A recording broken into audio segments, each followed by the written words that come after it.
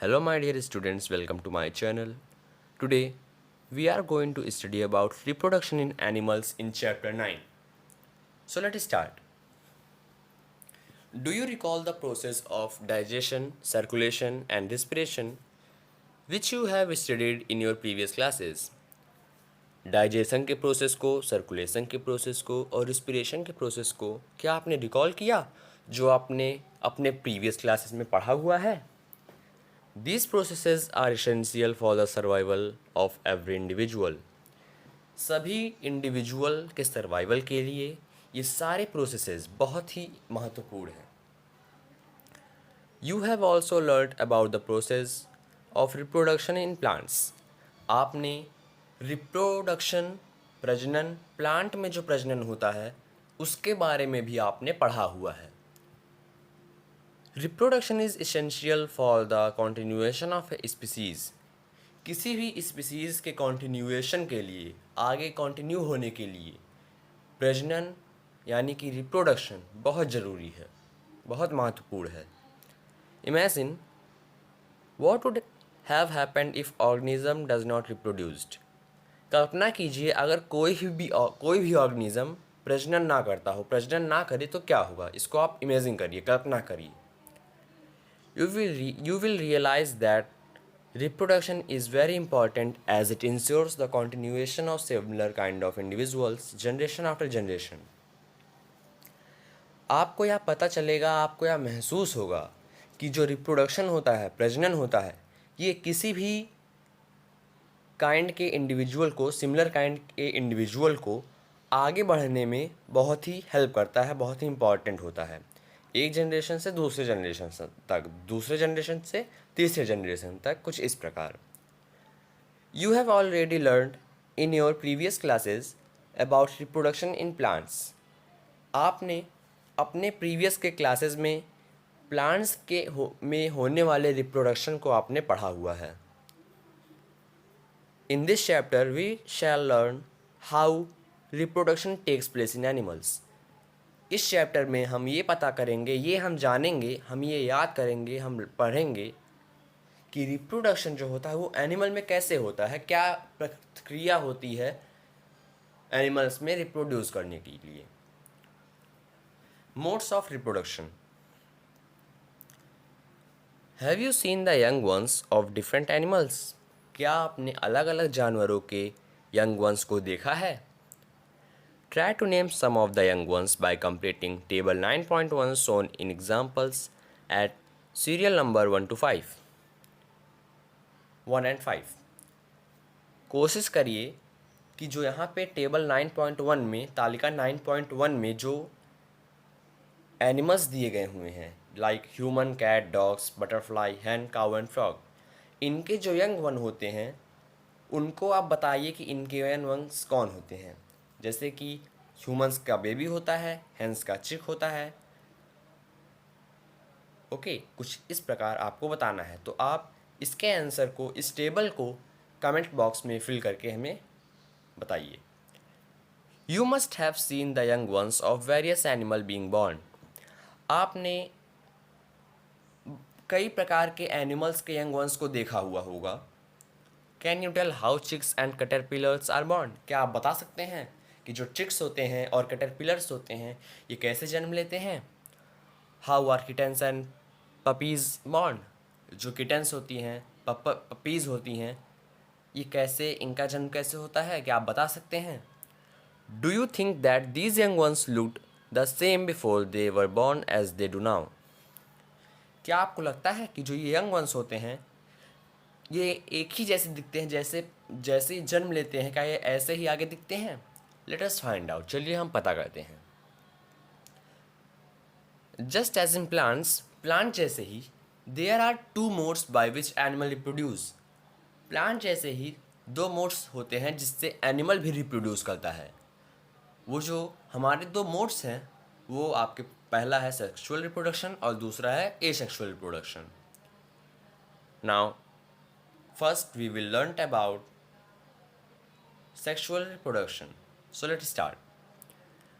Try to recall reproduction in plants which you studied in class 7th. Plants में होने वाले प्रजनन को रिकॉल कीजिए जो आपने क्लास 7th में, कक्षा 7 में जो आपने पढ़ा हुआ है। You will remember that plants that reproduce sexually have male and female reproductive parts. आपको याद होगा कि जो प्लांट्स होते हैं इनमें भी मेल और फीमेल रिप्रोड्यूक्टिव ऑर्गन्स पार्ट्स होते हैं। मेल में आपका एंथर होता है एंड फीमेल में आपका पिस्टिल होता है। In animals also males and females have different reproductive parts और ऑर्गन्स। एनिमल्स में जो मेल्स और फीमेल्स होते हैं इनके पास अलग अलग रिप्रोड्यूक्टिव ऑर्गन्स होते हैं। लाइक प्लांट्स जैसे the reproductive parts in animals also produce gametes that fuse to form zygote.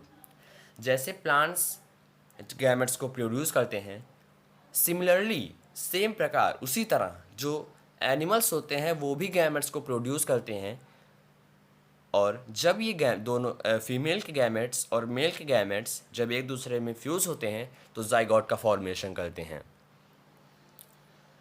It is the zygote which develop into a new individual. जो जाइगोट होता है यही न्यू इंडिविजुअल में डेवलप होता है। This type of reproduction beginning from the fusion of male and female gametes is called sexual reproduction.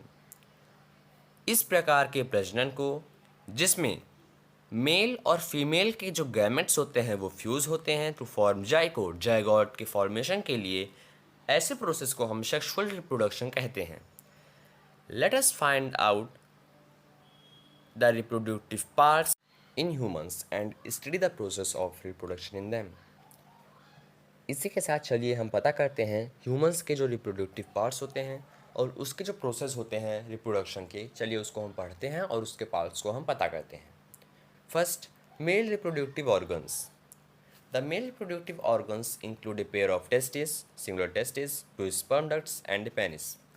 जो आपका male reproductive organ होता है ये पेयर ऑफ टेस्टिस को, टू स्पर्म डक्ट्स और एक पेनिस को ये इंक्लूड किया हुआ होता है। The testis produce the male gametes called sperms. जो टेस्टिस होते हैं ये मेल गैमेट्स प्रोड्यूस करते हैं जिसको हम स्पर्म कहते हैं। Millions of sperm are produced by the testis. लाखों की संख्या में टेस्टिस द्वारा स्पर्म प्रोड्यूस किए जाते हैं। Look at figure 9.2 which shows the picture of a sperm. आप फिगर 9.2 को देखिए जो कि एक स्पर्म के फिगर को दिखा रहा है।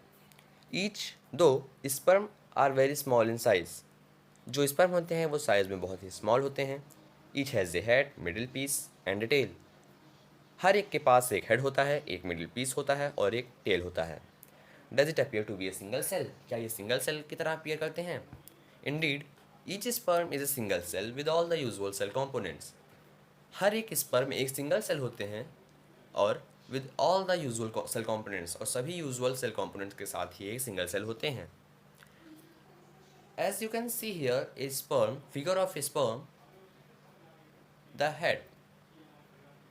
It contains the genetic material, middle piece, contain mitochondria that produce energy, and tail which help in movement. Now you can see here Paheli is asking, what purpose does the tail in a sperm serve? Sperm में tail का क्या function होता है, क्या purpose होता है?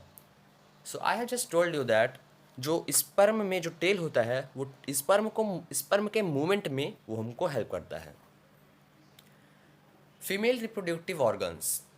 The female reproductive organs are a pair of ovaries, oviduct, which is also known as fallopian tubes, and the uterus. जो female reproductive organs होता है ये पेयर ऑफ ओवरीज, ओविडक्ट और यूट्रस को कंसिस्ट किया हुआ होता है।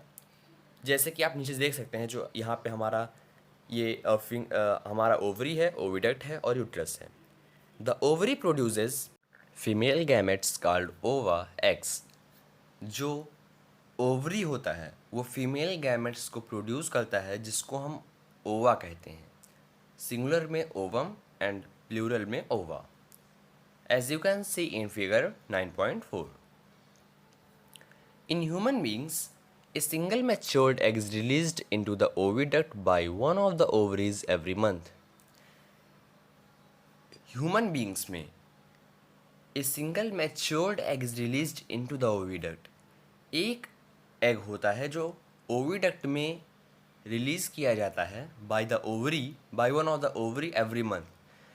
ये अल्टरनेटिवली जो होता है, ये जो प्रोसेस होता है ये अल्टरनेटिवली होता है। जैसे कि जो आप जानते हैं कि जो फीमेल होती हैं इनमें पेयर ऑफ ओवरीज होता है। तो फर्स्ट मंथ में अगर पहली ओवरी ओवा को प्रोड्यूस करती है, ओवम को प्रोड्यूस करती है, देन सेकेंड मंथ में सेकेंड ओवरी ओवम को प्रोड्यूस करेगी। This process continues alternatively.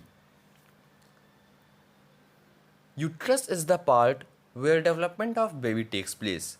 Uterus वो पार्ट होता है, वो जगह होती है जहाँ पे एक बेबी की डेवलपमेंट टेक्स प्लेस, जहाँ पे बेबी का डेवलपमेंट होता है। Like the sperm and egg is also a single cell. Sperm की तरह, जैसे स्पर्म एक सिंगल सेल होता है, उसी तरह egg is also a single cell. जो एग होता है, ओवम, ये भी एक सिंगल सेल होता है। Boozer recall that the size of the egg in animal varies. The egg may be very small as in humans, much larger as in hens. Ostrich is the largest. जो बूजो होता है उसको वो recall करता है कि जो एनिमल्स होते हैं उनमें अलग अलग जानवरों में अलग अलग एग होते हैं, मतलब अलग अलग जानवरों में जो एग का साइज होता है वो अलग अलग होता है। ह्यूमन्स में जो एग होता है वो स्मॉल हो सकता है as much larger then in hence की अपेक्षा। जो ऑस्ट्रिच का एग होता है वो लार्जेस्ट एग होता है। Now fertilisation. The first step in the process of reproduction is the fusion of a sperm and a ovum. Reproduction में जो पहला प्रोसेस है, फर्स्ट स्टेप है रिप्रोडक्शन की प्रोसेस में, वह स्पर्म और ओवम के फ्यूज़न का होता है। When sperm come in the contact with an egg, one of the sperm में फ्यूज विद द एग। जब स्पर्म्स एग के कांटेक्ट में आते हैं, एग के मिलने वाले होते हैं, एग के कांटेक्ट में आते हैं, वन ऑफ द स्पर्म में फ्यूज विद द एग, उसमें से एक sperm, many of the sperm, मतलब कि उस सारे स्पर्म में से एक स्पर्म एग के साथ फ्यूज हो जाता है। Such fusion of the egg and the sperm is called fertilisation. Egg और स्पर्म के फ्यूजन को ही हम फर्टिलाइजेशन कहते हैं। As you can see in figure 9.5, sperm are going to fuse with ovum. During fertilisation के दौरान the nuclei of the sperm and the egg fuse to form a single nucleus. Fertilisation के दौरान जो sperm और egg के जो nuclei होते हैं वो फ्यूज होते हैं to form a single nucleus. ये स्पर्म और एग के जो न्यूक्लियाई होते हैं ये फ्यूज हो जाते हैं और एक सिंगल न्यूक्लियस का फॉर्मेशन करते हैं। This result in the formation of a fertilised egg or zygote. ये फर्टिलाइज एग या जाइगोट के फॉर्मेशन का ये रिजल्ट होता है। As you can see in figure 9.6, जैसा कि आप फिगर 9.6 में देख सकते हैं, फ्यूजिंग न्यूक्लियाई, जो दो न्यूक्लियाई है, एक मेल और एक फीमेल का, वो फ्यूज हो रहे हैं। Did you know that the zygote is the beginning of a new individual. क्या आप जानते हैं कि जो जाइगोट होता है वो किसी भी न्यू इंडिविजुअल का बिगिनिंग होता है, मतलब शुरुआत होता है, किसी भी न्यू इंडिविजुअल की वो पहली शुरुआत होती है। The process of fertilisation is the meeting of an egg cell from the mother and a sperm cell from the father. जो फर्टिलाइजेशन का प्रोसेस होता है वह मदर से एग सेल और फादर से स्पर्म सेल के फ्यूज़न का होता है, मीटिंग का होता है, जहाँ पे जब वो मिलते हैं, इसी को हम फर्टिलाइजेशन कहते हैं, जैसा कि आपने पढ़ा। सो इस प्रकार the new individual inherited some characteristics from the mother and some from the father. इसी प्रकार जो न्यू इंडिविजुअल होता है वो कुछ कैरेक्टरिस्टिक्स अपने फादर में से और कुछ कैरेक्टरिस्टिक्स अपने मदर में से वो ले लेता है। Look at your brother and sister, आप अपने भाई और बहन को देखिए, भाई और बहनों को अपने देखिए, भाइयों बहनों को। See if you can recognise some characters in them similar to those of your mother or your father. उसमें आप देखिए, उन अपने अपने भाइयों और बहनों में आप देखिए कि जो उनमें जो कैरेक्टर हैं, जैसा कि वो काम करते हैं, जैसा उनका मतलब कैरेक्टर है, क्या वो आपके मतलब फादर और मदर के तरह वो सेम है। Fertilisation which take place inside the female body is called internal fertilisation. जो फर्टिलाइजेशन फीमेल बॉडी के अंदर होता है, टेक्स्ट अंदर होता है, उस फर्टिलाइजेशन को हम इंटरनल फर्टिलाइजेशन कहते हैं। Internal fertilisation occurs in many animals including humans, cow, dog and hens. जो इंटरनल फर्टिलाइजेशन होता है ये बहुत से एनिमल में होता है, जैसे humans, cows, dogs and hens. ये जो आपके ह्यूमंस होते हैं, काउज होते हैं, काउज होती हैं, डॉग्स होते हैं और हैंस होते हैं, इसमें इंटरनल फर्टिलाइजेशन होता है। सो माय डियर स्टूडेंट्स, यहाँ तक हमने फर्टिलाइजेशन तक पढ़ा। इसके आगे के टॉपिक्स हम पार्ट 2 में पढ़ेंगे। So that's all from my side. Thank you and please like and subscribe my channel for upcoming videos.